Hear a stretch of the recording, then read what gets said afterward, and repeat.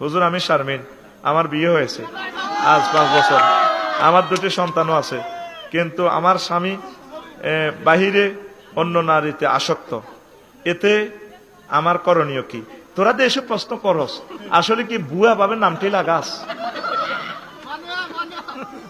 সেদিন না ওকে প্রশ্ন করছে, হুজুর আমি লামিয়াকে ভালোবাসি। হ্যাঁ সেভ আছে কেন? আচ্ছা থাক, হ্যাঁ আচ্ছা থাক, ও আচ্ছা ও আচ্ছা থাক, অন কথা করছে। হ্যাঁ এরপরে কয় হুজুর লামিয়ার গো বাড়ি ফ্যান্ডেলে কিনার দিই, লামিয়া বিয়ে বই তো চায়, এ লামিয়ার বাপে করে না। এই যে তোরা এইসব প্রশ্নটি উদ্ভট প্রশ্নটি করস, এরকম উদ্ভট প্রশ্ন করলে না জবাব দিতাম না, কেমন? তো শোন, নামটা সাইলেন্ট রাখিস, নাম বলিস না। আমি তো তোকে বুঝে ফেললাই না নামটি কইছি।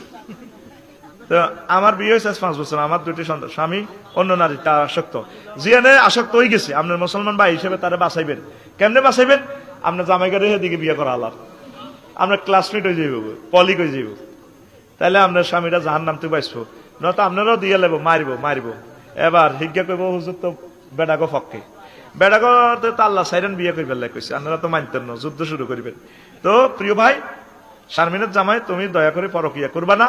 Chemistry is prohibited to Islamic law. আল্লাহ আমাদেরকে কবুল করো, পড়ে আমিন।